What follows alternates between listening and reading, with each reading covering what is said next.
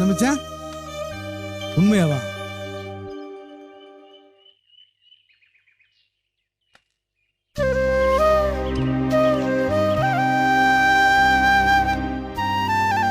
கருணை மாமாவை போலீஸ் பிடிச்சு போயிட்டு இருக்கு. அவர் வாட்டுக்கு போயிட்டு இருக்காரு மாமா. அதுக்கு ஒரு காரணம் இருக்கு.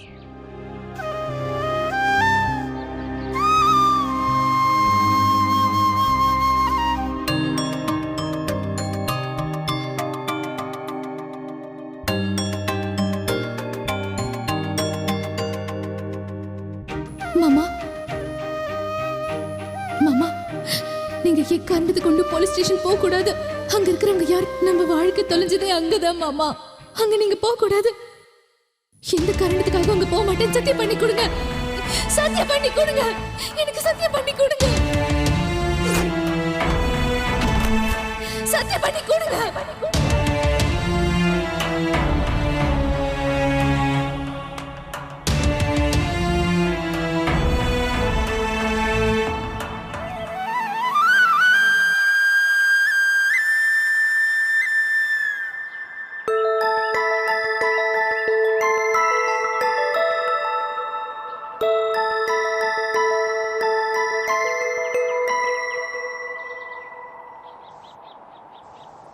பட்டத்து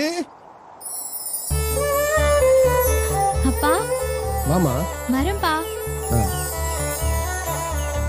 கர்ணா அப்பா வாப்பா. அர்ஜுனா அப்பா வாங்கப்பா போலாம். சரிப்பா. அப்பா போலாமா? போலாம்ப்பா. சரிப்பா. போலாம்பா.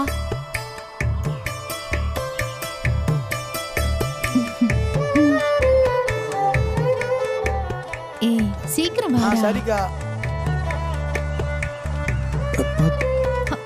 பார்த்து வாப்பா.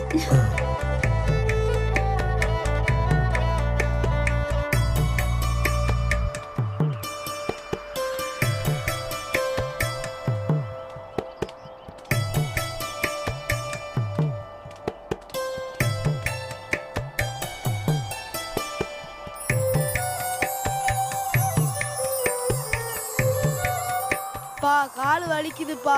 செத்த தூரந்தாண்டா, போயிடலாம்டா வாடா. அப்பா உனக்கும் கால் வலிச்சிருச்சா?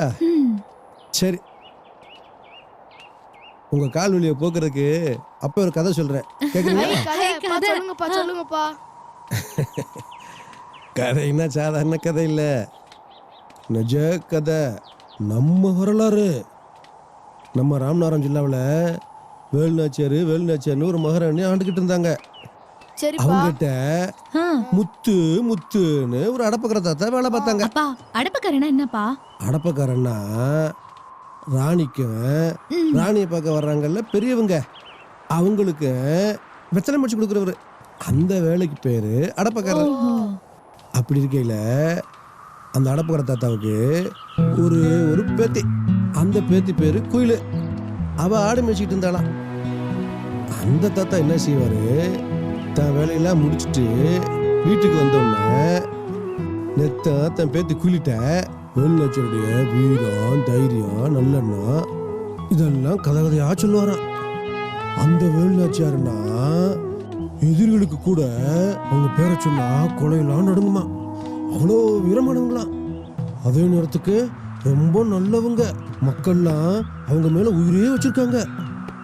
அப்படி ஒரு தினமும் கதை கதையா சொல்லும் போது இதெல்லாம் குயிலி கேட்டு கேட்டு வேலுநாச்சியார நம்மளெல்லாம் காக்க வந்த அந்த ஆத்தா அங்காள பரமேஸ்வரனே தன் மனசுல நினைச்சுக்கிட்டாலாம்.